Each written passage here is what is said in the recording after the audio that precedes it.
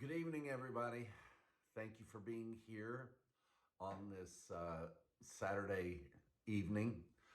We're very honored to be in your home, wherever you happen to be listening. With technology, you don't have to be home to be listening or watching something anymore. So we appreciate your taking the time to click onto this and see what else is going on. So far, it's been a great weekend for the gospel revolution and for the whole planet. I think we're laying out some principles for you about the entire scope of creation. Goodness gracious, who else does that for you? This incredible understanding of just putting together what scientists say with the scriptures and the way that Genesis has creation, and then the new creation that there is in Christ, and that we are now a creation that never existed before. You see, the creation that came out of the cross is a union between God and man that did not exist. Now, God and man were not separate before the cross, but they were not one. There is a big difference. A lot of people say that man was created separate from God, but and many people say that he was created one with God, but neither are true. But God created man in his image. Now, there is verse in the Old Testament that says that your sins have separated between you and your God. Now, we know that sin is not a good thing, but one thing that you can't do is start changing sin. With the understanding that Paul gives of sin, it puts sin in a category that is done with, gone. It is something that, according to Hebrews, that you should have no more consciousness of. In fact, he said, the writer of Hebrews, which we are convinced is Apollos, said that when they gave those sacrifices, that their conscience were cleared for the entire future year to come. So I had a call from one of my friends the other day, and he said, "Now, Mike," he said, "if that's true," he said, "were those sacrifices for the sins that they had incurred the year before, or were they for the ones that were the year coming up?" Well, obviously, they were for the one coming up. You can't disqualify the ones in the past, too. But if last year was for that year to come, then the next year is going to be for the next year. But it said that they would have had no more conscience of sins. So the definition that is being put by many on the word sin, that it is simply a fallen perception, that Adam's perception of God through the knowledge of good and evil gave him a wrong perception of God. And that definition just does not hold up. In fact, what it does is create a whole new pseudo-theology, if you will, that doesn't work with the gospel, because according to the gospel, sin is gone. And as I was listening to the president of Global Grace the other day, a fine man, from what I hear, I've never met him, never spoken with him. I've had him block me on his Facebook. I didn't say anything bad. I really didn't. But he was making the statement that it wasn't Adam's sin, it was his sin that was a problem between him and God, and he was getting rid, or had gotten rid, of his sins. And that's where the big problem comes in with that definition, is sin has not been dealt with. Sin is still a condition you can fall into and out of to many different degrees as you're walking through this life. Your brain needs to know that sin does not exist. You can't even go there. It's not even a possibility anymore, because Adam's transgression was rectified, however you define it. It was rectified, which was imputed to everyone else. The law was taken away. And so there's no law to break. Where there's no law, there is no transgression. So one of the most wonderful things that I've been able to do in the last 10 to 15 years or more is let people know that when you were born, when you personally were born, no matter how old you are, when you were born sinless, and you have remained sinless all of those years because of the work that Jesus did, even as people who were born many years after the first Adam and after his transgression, as it's called in the New Testament by Paul, that transgression that was passed on and imputed to everyone else. They were born in sin, not because of anything they had done. Now, the devastating thing is that we have, one of many devastating things that we have, is Christianity is still preaching that a newborn baby is born in sin. That's fingers on the chalkboard for me, and even worse, my goodness. And then the things that a child can be taught in church and in Sunday school about a God who's going to punish them, or a God who is worse than that, could possibly send them to hell forever for various reasons and combinations of reasons. And we're glad to tell you there is none of that that's true. There's none of that's true. There is a real gospel that gives us real concrete, solid results, not this butterfly effect, It's not your sin. And I would like to tell my brother, your sin has never, ever been on the record with God at all in your entire life. Ministry life, you've never sinned. The good old rock song can give you more gospel than that. Never been a sinner, never sinned, because I had a friend in Jesus. And there is truth in that crazy little rock song. More truth in that rock song than in many cases there have ever been in any church or any Bible school around the world.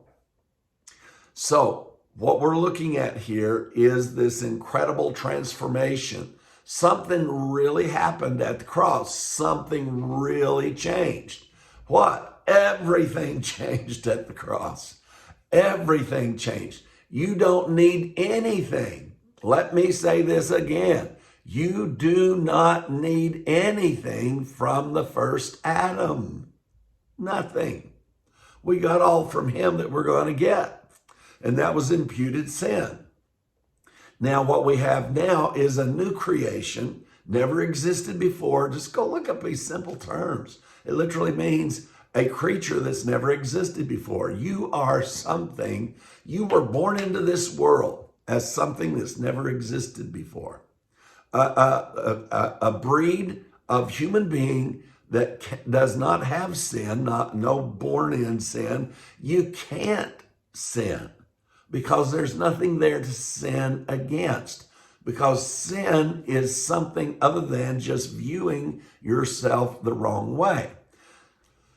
So if you view sin the way that Mirror Bible and Grace Global Seminary does, then sin is a perpetual thing that you'll never be rid of. How could you ever see yourself perfectly the way God sees you? It's never going to happen. Now, it's a wonderful process to be engaged in, but you see, if that becomes sin, you're trapped in all of the things that sin brings. And I'm just glad to tell you there is no such thing as sin. Regardless, sin did not become something that is modified.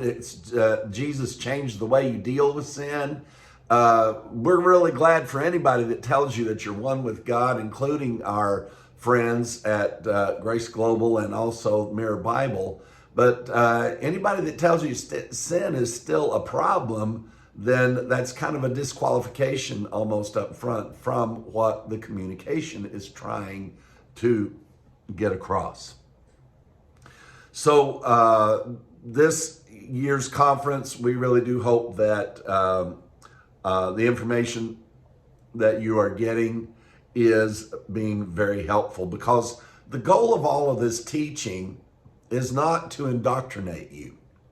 Let me tilt this down a little bit. The goal of all this teaching is not to indoctrinate you with more doctrine. It's because we're learning more. And many of you are learning more. Goodness, I'm getting calls from you guys. And you've got some really great insights, and it changes my mind about things. I just got off a call with Leslie earlier. I won't say his last name because he wants to remain incognito. But who knows who Leslie is? I don't know. So, but it gave some real good things to me that I could incorporate into all of this that we're learning. And that's what we do. We learn from each other.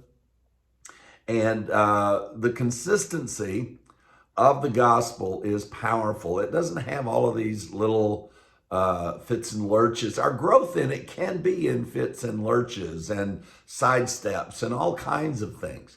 But there's not your truth and my truth and somebody else's truth. This is all just the truth of the gospel. In fact, Paul called it the testimony of God.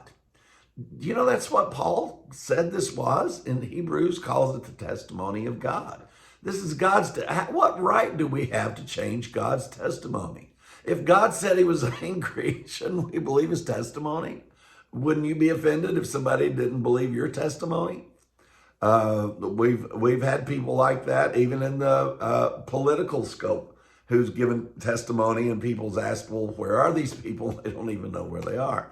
So it wouldn't be fun. I would not have wanted to stand in that person or any other person's shoes whose testimony was doubted when it's their life, right? This is God's life. This is what he says his testimony is. This is what God inspired people to write about his testimony. And so we accept the testimony of God. I'm not telling you that God was angry at one time. I'm not telling you that God decided to, from before the foundation of the world, then not only that anger was going to be there, but that anger would be resolved. There's something in that is so life-giving in that it helps us have problem and anger resolution for ourselves. We can resolve so much more if we know that the one that created us has gone through the process himself.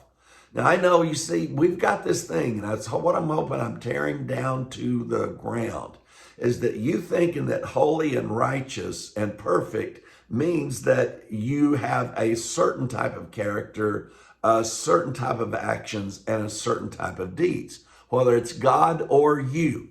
This holiness and righteousness and perfection is something that has changed our entire, the DNA of our spirituality, of who we are in the spirit. And now that DNA, as we learn about it, it's one of the reasons I love genealogy, is I learn about myself. When I find out who my great-great-grandfather was and my great-great-great-great-grandfather, and some of the things they did. Some of them I'd like to brag to you about and tell you about. Others I hope you never find out about, especially those where the marriages were just a little too close to family. So what we're wanting to do is stick with the story. God's testimony was good enough for him. Why shouldn't it be good enough for us? If anybody can show me a good reason to not embrace God's testimony, please bring it to me. I will change my mind. I promise you.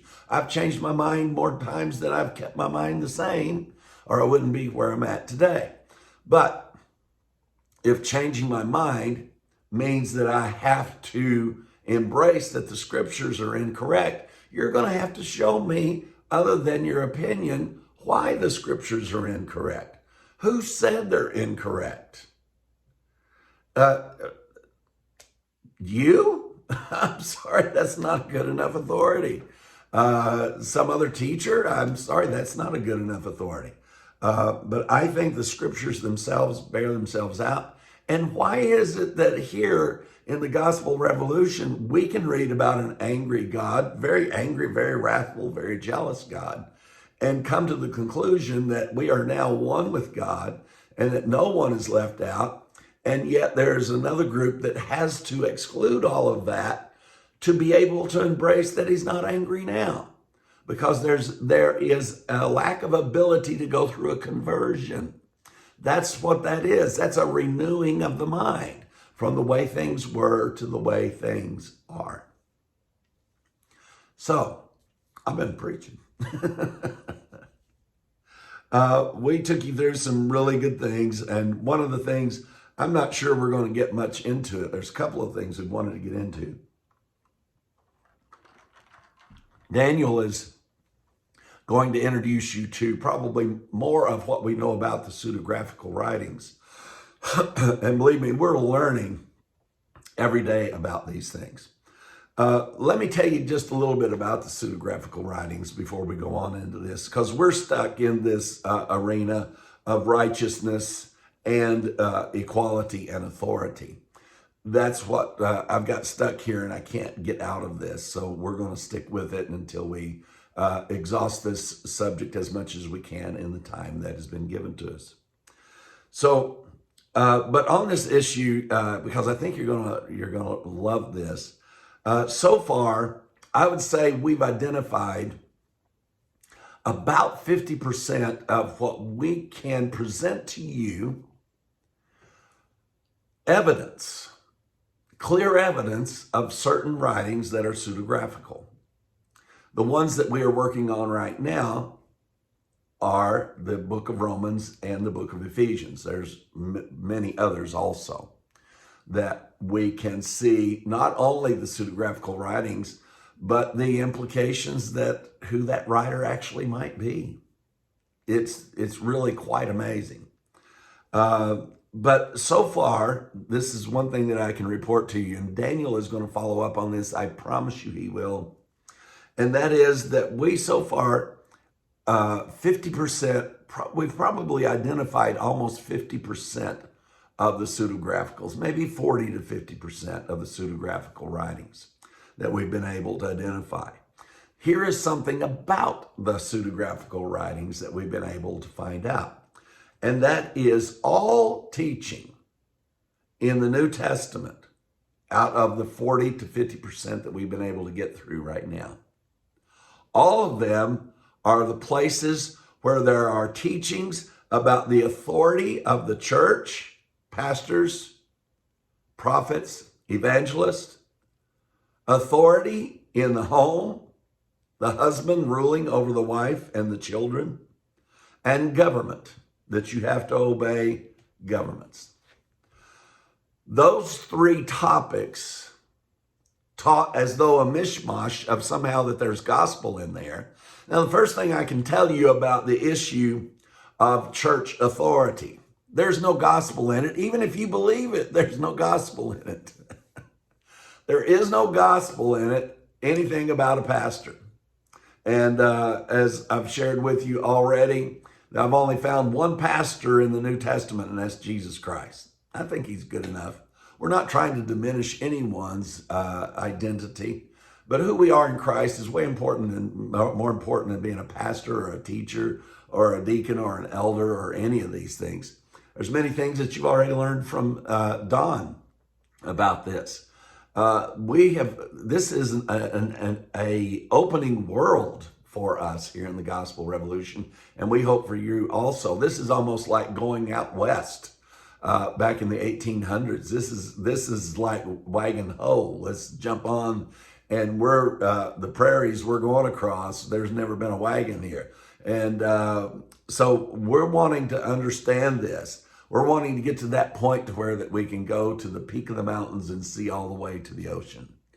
And we think that it's there for us. We think it's there. We think it's there in a very solid way, a way that is provable. That these things are not, that they are pseudographical. They're not Paul's teachings, number one. And including one of the chapters in the book of Hebrews. See, I told you I was only going to tell you about Ephesians and Romans, and here I've done. I just should never do this stuff.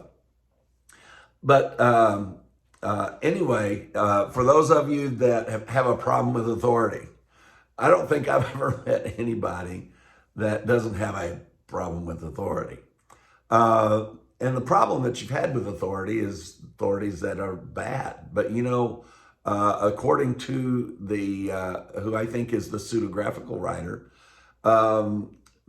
that you should not only obey all authorities, and he's talking about in governments and in religion. And he said, I'm not even just talking about the good ones. I'm talking about the froward ones. Froward is a very interesting word. It means perverted.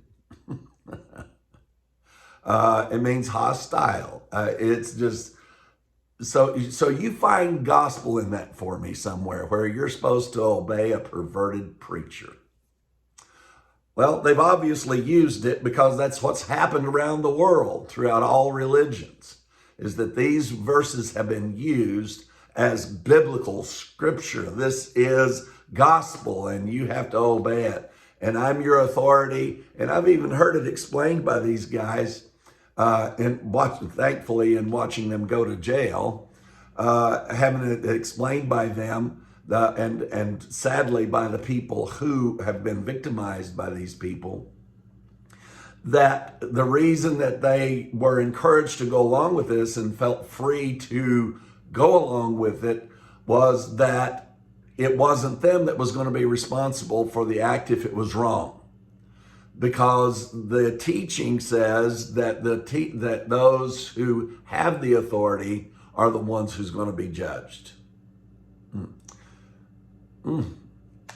Yep, got to. I'm going to have to put my gloves on here. No, I think I want to go at that bare knuckle because I tell you what, folks,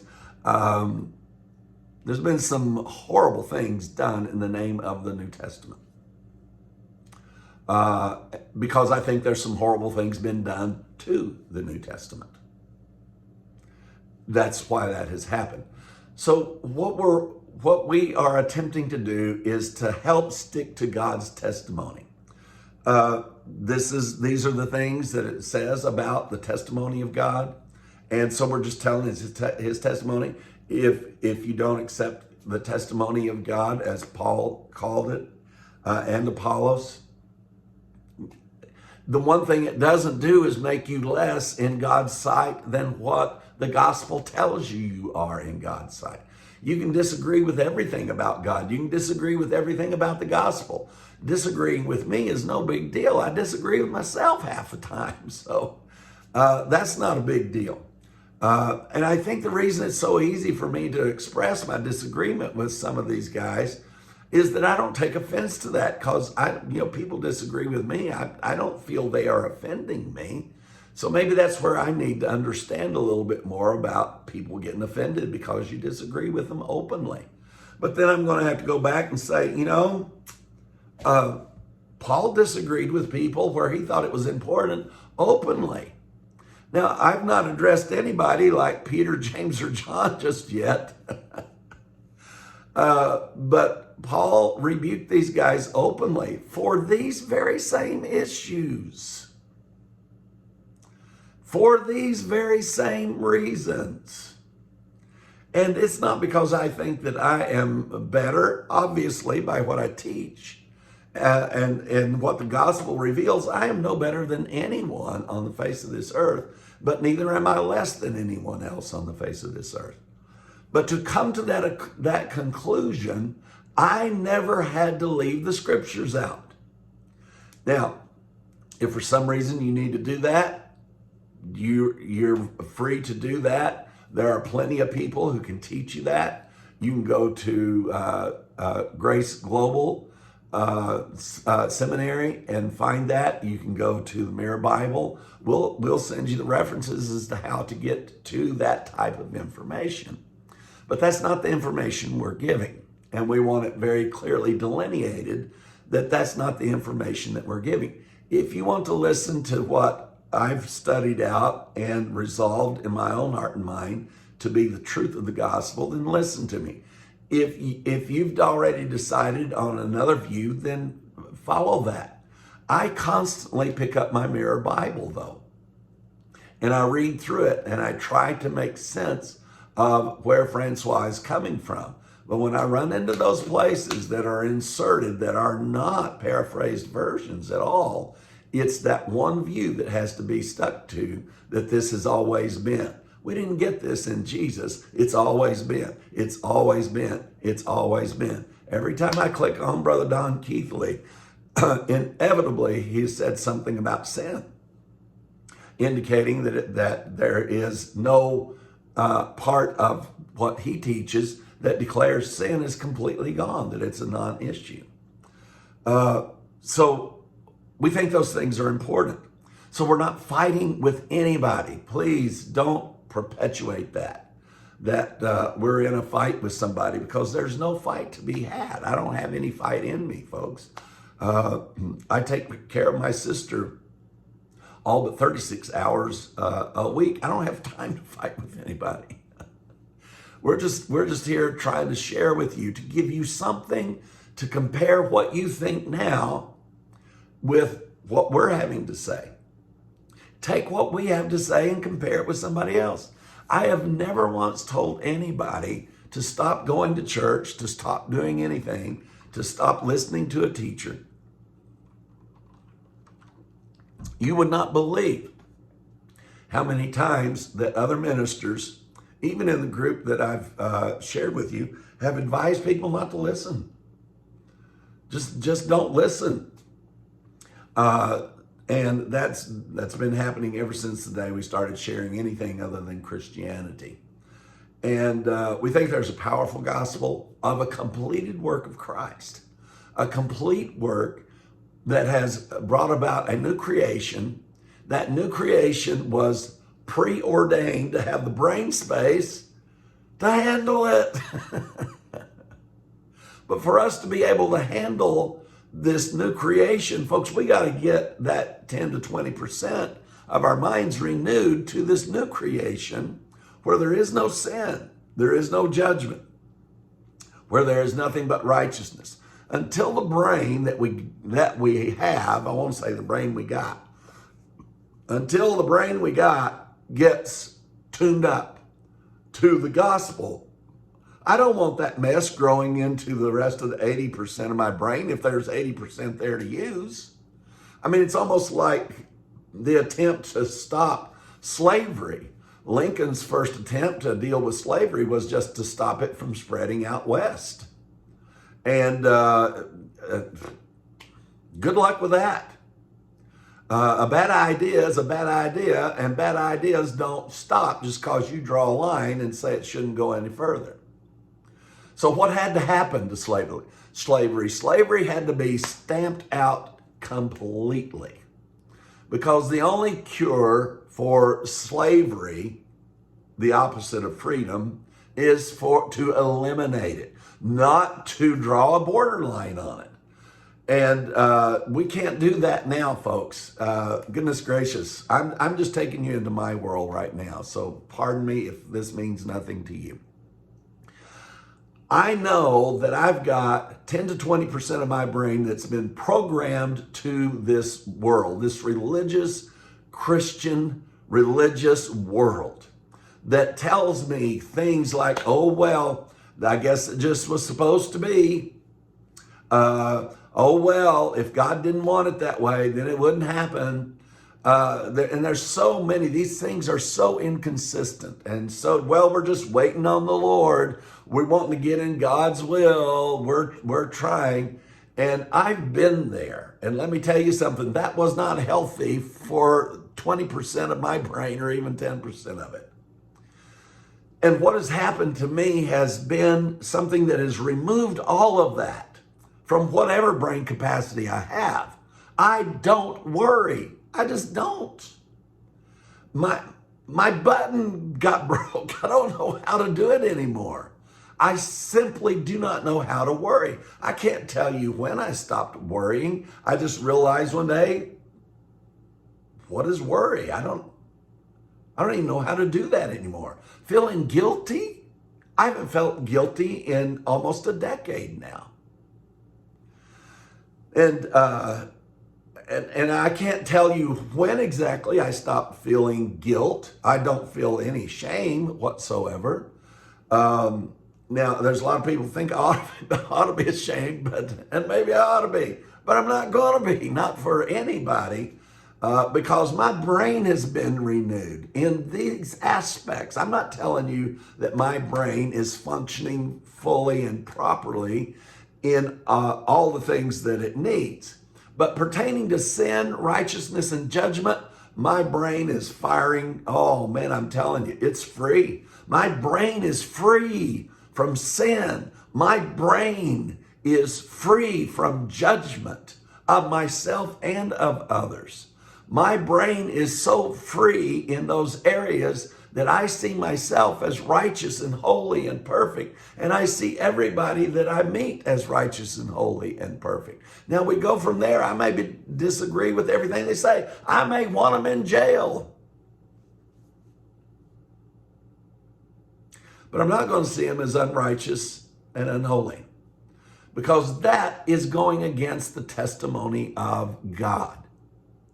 Now, they're going to have to work out their own testimony and go into jail, have a preacher come in and lead them to the Lord, and now they'll have their own testimony and start their own righteousness. Because I tell you, folks, that's the only place that you wind up with on that journey. You start with a personal testimony about how this is all about you, and you're going to wind up with a personal self-righteousness. I've never seen it fail. Never seen it fail, including in me. So that self-righteousness is something that is supported by those elements of sin consciousness and judgment. But then self-righteousness just loses. It's like sand through the hourglass once you get that sin consciousness out. So as I was talking to one of my friends, that they asked, in fact, it was just a text message. And we said, well, obviously it was for the next year also. I can't say it wasn't for the last year that the sacrifices were for. Because remember, in Hebrews, it says that they went for a whole year after that with no conscience of sins. Now you're telling me that you have sin consciousness in Christ, and people that had the blood of a goat applied to their sins in the old covenant had no consciousness of sins for one whole year? Come on. The blood of Christ did something other than offend people. Believe me, obviously it has offended people. I had Carlton Pearson to sit on my stage down in Houston, Texas. And he was asked about the work of the cross and what it accomplished. And he said, oh, this direct quote. He said, oh, you mean that bloody mess that took place 2,000 years ago? Folks, it was a bloody mess. And I don't think that the amount of blood or the degree of suffering is the issue or the message.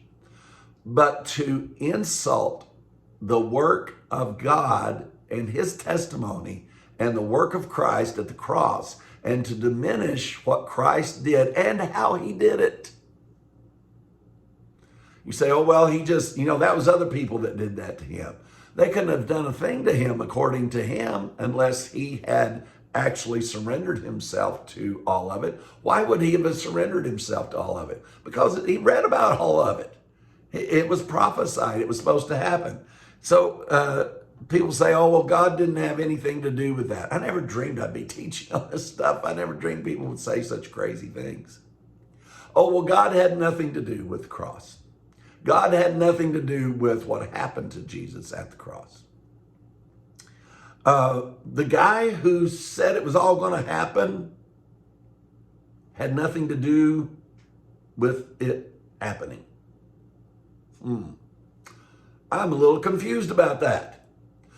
So I can hire a hitman. Now some of you think I'm going to want to hire a hitman. I can hire a hitman, pay him, tell him exactly what he's going to do, program him to do it. And when he does it, I am completely disconnected from the act altogether. Sorry, thanks for playing, because that's all you're doing when you make statements like that. You gotta be just playing to say that God was not involved in the work of the cross. To say that God had to turn Jesus over to and have nothing to do with it because the Father would never do such thing. My goodness. What do we let ourselves get offended at God's testimony for? if the guy planned it, he had something to do with it, no matter who carried it out. And there's been this big effort. Oh, we got to find out who did it. God did it. If he planned it, preordained it, lined the people up to do it, God did it. And he did it for a reason. And because he was the one who wanted to take all of the reasons for us not being absolutely joined hard together with him and take that all on himself and strip it out through death. Strip it out through death on the cross. And he did it. Now, I'm sharing things that I've been thinking on for a long time, so I almost feel like I should apologize to you for the intensity of what I'm saying. But I think it's important. I think it's so vitally important that we don't let this moment slip away. Folks, next year is 2022. I turn 70 next year. I turn 70 next year. How the hell did this happen? I don't know. But I am not going to waste my breath with all of this silliness going on about the gospel and people's conscience being offended and oh this and oh God could have never, oh sin had to be something else. Sin wasn't this. And we were always who we are now. Stop insulting the cross.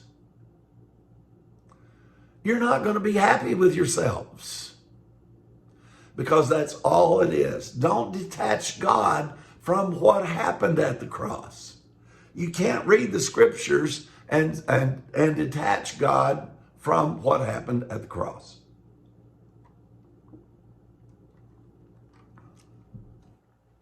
I guess it's time for oh my, oh me, a hallelujah, or just get the hell out of here. I don't know which one you want to say.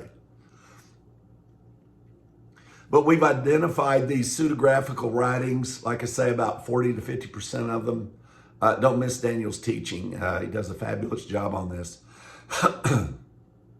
And that's just our foot in the door with this. We've got, gosh, in the months to come, we're going to be sharing a tremendous amount with you along those lines. One of the verses I wanted to read to you as we wrapped up was Colossians chapter 2, verse 10 on this issue of authority. It says, and you are complete in him, which is the head of all principality and power. And then he goes through the process. In whom also ye are circumcised with circumcision made without hands, in putting off the body of sin of the flesh by the circumcision of Christ. The body of sin is gone, folks. Buried with him in baptism, wherein, you see, you didn't get into Christ after he rose from it. There is nobody that's in Christ who got there before he died on the cross. If you didn't die with him, you didn't get raised with him. If you didn't get raised with him, you're not in him. You didn't jump in through a religious service that took place on the side of a mountain someplace. You don't get into Christ by your own volition. We got into Christ by his volition, by his decision, when God declared all to be in unbelief that he might have mercy upon all. That's how we all got there. We were buried with him. If you don't suffer with him, you'll never reign with him. Let me tell you something. You suffered with him. We went to the grave with him. It says, also risen with him through the faith of the operation of God. Wow, this was God's operation, not yours. Isn't that amazing? Oh, but I want my personal testimony. Give it up for the operation of God. It's far greater. It's way more freeing than your own personal testimony. Who raised him from the dead. Now, God had nothing to do with the cross. Who raised Jesus from the dead? It's like, oops, I guess I better turn back around here and take care of things because they done went too far. Sometimes I think if you just stop and think about what you say, I try to do that. And if you think I need to stop and think about what I say, tell me about it. And you being dead in your sins and the uncircumcision of your flesh, hath he quickened together with him, having forgiven all trespass, blotting out the handwriting of ordinances was against us, which is contrary to us, and took it out of the way, nailing it to his cross. And having spoiled principalities and powers, he made a show of them openly and triumphed over them in it. All authority has been laid to waste through the cross. You've been duped. We've been duped. We are duping people to think that we have any authority over anybody's life whatsoever, to tell you anything. Our job is to serve. I have no position in carrying out what I do except to serve you. And believe me, it's such a much more wonderful position than this position of authority. I would like for you guys to talk to my staff. Now, you want to get to know about a man, talk to his staff and let them speak freely about their boss. The one thing that you'll find out from my staff without me even having to ask is that there's no position of authority here ruling over them. There just is not. We don't have that. What I'm encouraging them to do is to tap into that part that's in them. Tap into what they know. Do what they do. And do well what they can do well. And I can tell you one thing, especially with the staff that I have. Now, I probably shouldn't tell you this because you guys just stop supporting the ministry. I do so very little. I honestly, I do so very little. I'm a minimally good teacher. But I can also tell you that I'm a terrible public speaker. There's nobody in the world that would rate me as a good public speaker. I wish I was. I may go and try out one of the public speaking events. I'm not going to do it. It's too late.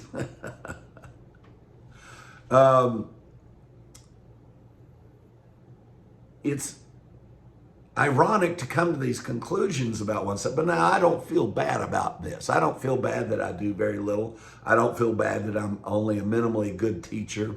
I don't feel bad that I'm a terrible public speaker. Please, I'm not saying that to get you to feel sorry for me, because I don't feel sorry for me. That means I don't have to expect much out of myself.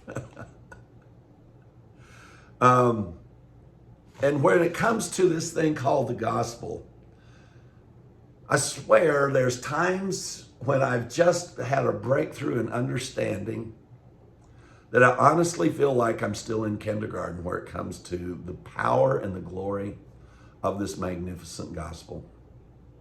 Who knows, maybe I'll come around to the point to where that I see things Francois' way or Global Grace.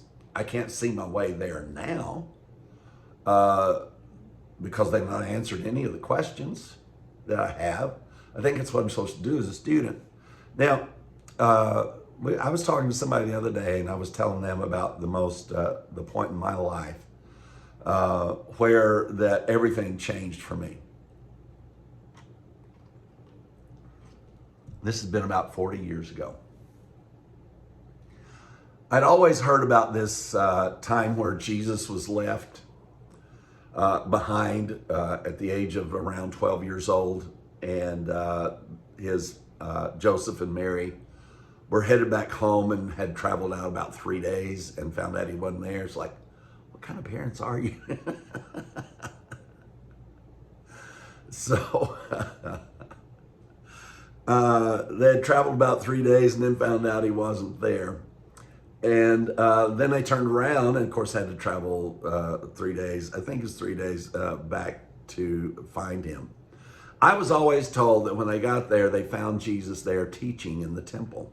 So virtually every teacher I'd heard up until 40 years ago, I had heard them make the statement that they found Jesus there in the temple teaching. I happened to be reading through that myself, And it said that they found him there and he was both listening and asking them questions. My life changed that day. You see, I don't care that I'm a minimally good teacher. It doesn't bother me that I'm really not a good public speaker whatsoever. But you know what I do have? I have ears, and I can listen. And I can ask questions, as stupid as they may sound. And I've been both listening and asking questions now for 40 years because I thought I can't get a better example than that as to what I ought to be doing with my life than from Jesus. I'm sure at the age of 12, he was brighter than all those guys in the temple. But he was listening and he was asking them questions. So here in the Gospel Revolution, that's what we really encourage, is this interaction of questions and thoughts. And let's think it through. Let's hash it through. Nobody gets mad.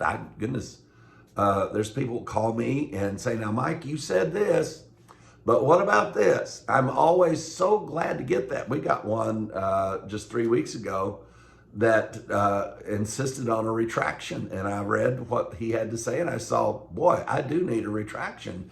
But the retraction actually proved the point even stronger. And I was very grateful. But I'd have been grateful even if it had proved me wrong. Because being right just isn't the goal here. It's knowing or understanding the truth. And that's what we want. In my world, you're going to have to add sin back, though, to get me into the thinking of Global Grace Conference. And I'm sorry, I've done without sin now for an awful lot of years. You're going to have to take Jesus and put him back on the cross or something to get sin back in my life, because there is no sin in me. There is no sin in me. And for that, I'm very grateful. I have only one resource to tell you why there is no sin in me. And that's the death, burial, and resurrection of Jesus Christ. I swear, if a rapture could take place right now, what we used to describe it as, it ought to take place right now, because this is amazing that a human being on this planet, after 2,000 years of the crap that we've heard, would have the audacity to sit on a machine that anybody on planet Earth can hear him and make the audacious statement that I don't know what sin is anymore. I don't know what worry is anymore. I don't know what guilt is anymore. I don't experience these things. I don't desperately call the prayer chain and tell somebody, oh, so-and-so is sick, call and pray. Everybody pray, everybody pray. That just doesn't happen.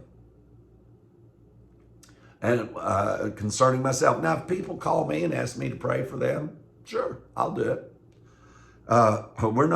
We don't tell anybody what to do about anything. But I will be honest with you and tell you what I do and don't do about anything that you want to know. So we've got this incredible gospel that we're dealing with, and the issue of this incredible righteousness. And remember that the word righteous is the word equality. And the authority that Jesus came here with and rearranged all authority, he not only rearranged authority, he destroyed all other authority. You and me and God are the only strata there is when it comes to spiritual authority, except everything that was under that authority has been destroyed. Man, sounds like heaven to me. I don't know. But the things that we think we war with, the things that we think are gospel challenges, is just life, folks.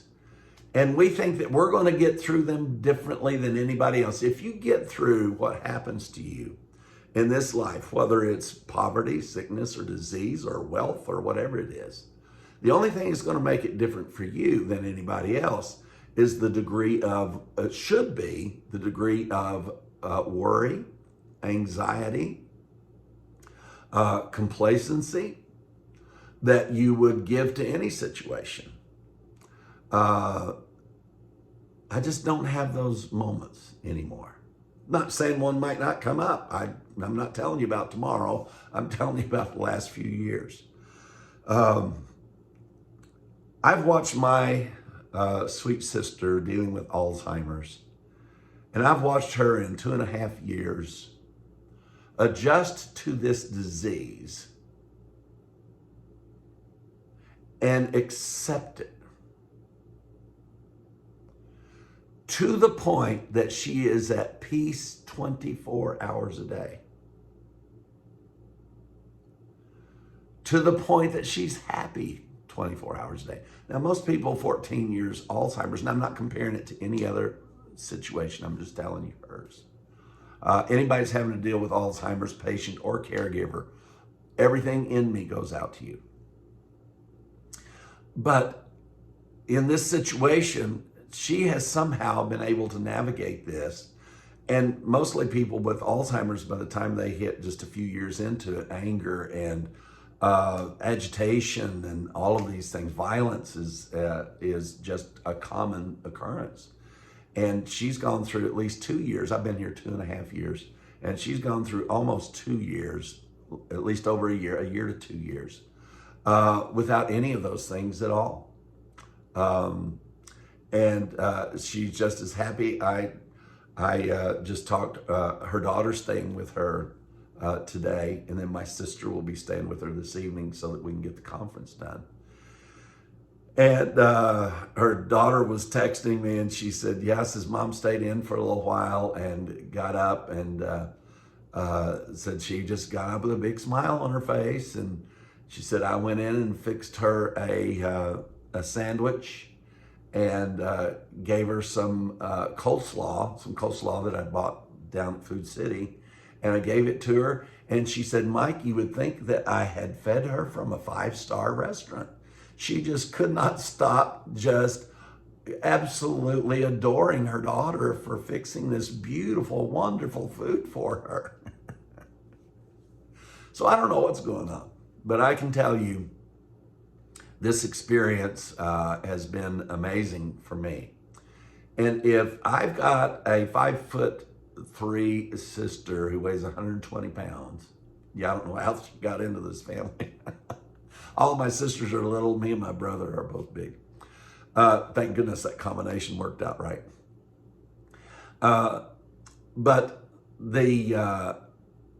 I don't know how she does this, but I can tell you, I don't know anybody else. I can't name you another person that for the last 1.5 years, they've had no agitation and no anger. Can't tell you, certainly not me. I've been agitated. I've been angry.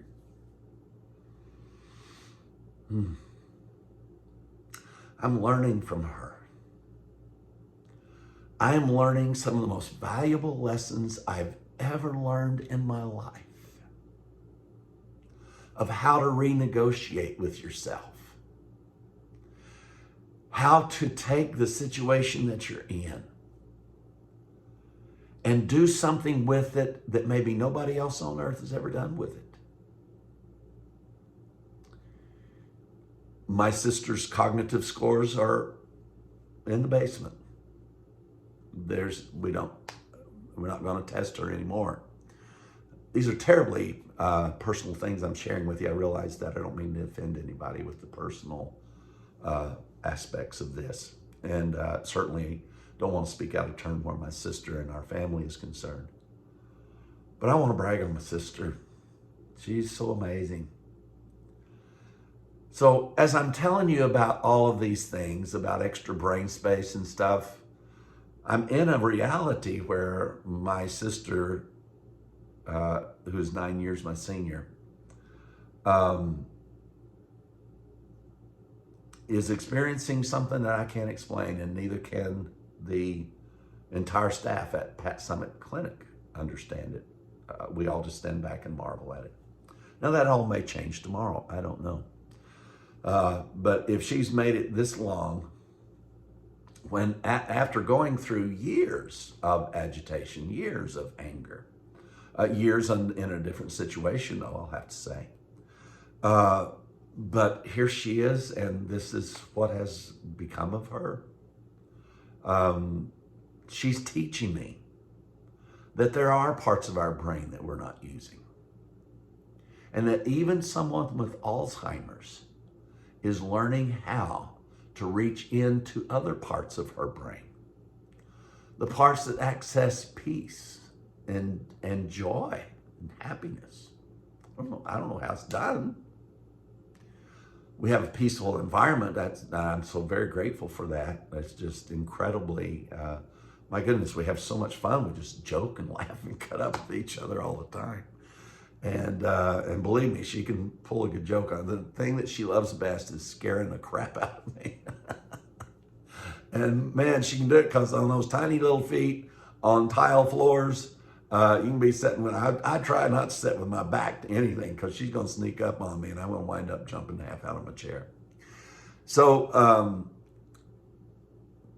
the reason this is growing in me so much is because I'm watching it happen, I think, even in someone who is with diminished capacity of Alzheimer's. I mean, this is not a disease anyone ever wants to encounter.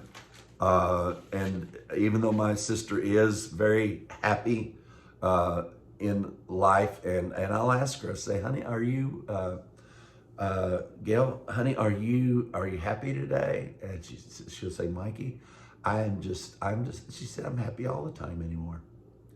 And you know, conversations that we have over and over and over and over again are still there. All the cognition issues are still there, but she's happy and she's at peace. So for those of you that are dealing with the same thing and that's not your situation, we are not comparing this one to yours or saying that somehow we're doing this better than you. If you're taking care of somebody who has Alzheimer's or dementia, or who is incapacitated in any way, listen, we love you and our support will be with you regardless. We're not looking for measurements of how well something's working, but this is just what's happening here. I think that I have shared all with you that I needed to. I know that I have not. I want to explain to you why faith cannot possibly be a part of this new world that I just explained to you. Faith can't be a part of it because faith appeals to a higher power. Faith appeals to a higher authority. And we find that very clear in two issues that Jesus brought up. Where the centurion came and said, you know, you can heal my daughter because I know what authority is. And he said, I say to my servant, go, and he goes and he says, you speak the word and it'll be done because I know you have authority in this realm. And then also the Samaritan woman who, her station was just quite the opposite. I'm the dog under the table. And even the dogs. And Jesus was impressed with that. Why? Because it fit the world they were in. They understood authority. And faith, and Jesus' comment about that was there's no greater faith. And why has that not worked for you? Because you don't live in the world that existed when these folks were dealing with Jesus in that day. You're not the dog under the table, and you're not the authority up running around telling people what to do, and you're not under anybody's authority. This life is totally different than that life where Jesus said these people possessed great faith. So I kind of snuck it in the rug, under the rug there for you. And I hope that this has been helpful to you. I've had a wonderful time this evening, and we still have another day to go. And remember, tomorrow is our Zoom meeting. So come on, and you're welcome to ask any questions, any comments, anything you want to do. It's quite all right. And we'll look forward to seeing you then. Thank you guys so much. We love you. You know we love you, and we appreciate you. Hello, Gospel Revolutionaries around the world. I hope you are enjoying this conference as much as I am. I want to talk to you a minute about the mission of the Gospel Revolution.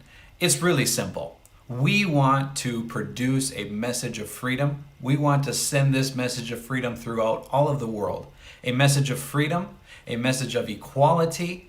And what we have noticed over the years is there are groups that historically have existed and today exist that take away from the simplicity of that gospel.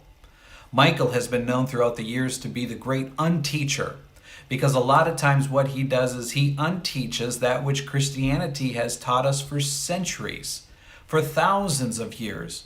And what we want to do is we want to strip away from all that man has added, all of these men ideas, and simply get down to the gospel idea. We believe that one of the greatest teachers of the gospel is the Apostle Paul. But the Apostle Paul struggled just as Michael has, just as you have, just as I have, in order to get this gospel message out. Because there are those still out there that are trying to take that message and complicate it. Add on the rules and regulations. Add on a hierarchy, a Christian hierarchy, a church hierarchy. Add on these ideas like submission and authority. And if there's anything that I hope that you've learned in the conference thus far, is that there are pseudographical writings in the New Testament. That is, there were people who added on to the wonderful message that the Apostle Paul gave us. And they have stripped away the power of the gospel message. And we want to help, we are asking you to help us to free Paul from the Bible. Free Paul from the Bible. Hashtag free Paul from the Bible. How do we do that? We do that by just simply taking away that which was added and simply giving the gospel message. We want to take away those things that the other writers have added on. And we want to say, let's just get back to the pure message. Now you can help us with that. How can I help with that? You say, I'm not a preacher, I'm not a writer, I'm not that. Well, you can help us get the messages that we are able to produce, the podcast, the videos, and all of the different ways that we produce the gospel. And you can help us take that from just a handful of people, and you can help us spread it throughout all of the world. And that's what I'm asking you today. Will you help us hashtag free Paul from the Bible? Will you help us get this message unhinged, unadded to, unadulterated? And will you help us spread it throughout the world? You can do that simply by donating to our cause. I know money's a hard topic to talk about, but you know what? It is the day and age that we live in. It takes money to do what we do. It takes money to take this gospel revolution through the world. We have so many people throughout all of the world who are asking us, give us more, give us more, give us more. And that's what we want to do. And our only hindrance is finances. We have the willing hearts, we have the message, we have the technology, but we just have to get it out there. We just have to use it. And you can help us do that. For this conference, we've got a free t-shirt that we want to give you. Hashtag free Paul from the Bible. It's yours if you will sign up as a monthly partner of $25 or more. How wonderful that would be if you could help us get this gospel message through the world. It's real simple. It doesn't take a lot. How do I get involved, you're asking? Go to www.gospelrevolution.com and hit the donate button. On that link, you'll have our phone number, you'll have our mailing address, and you'll have the option to give online through PayPal. And through PayPal, you can set up a monthly donation. If you decide to give $25 a month or more, we will send you a free t-shirt. All you have to do is, after you make that donation, send me an email at freedom@gospelrevolution and say, I made a donation and I want my t-shirt, and let me know what size. And we'll be sure to get you that as soon as we can. And it just simply says hashtag free Paul from the Bible. Thank you so much for your consideration. Thank you so much for being a part of this conference. And thank you so much for helping us get this gospel message throughout all of the world.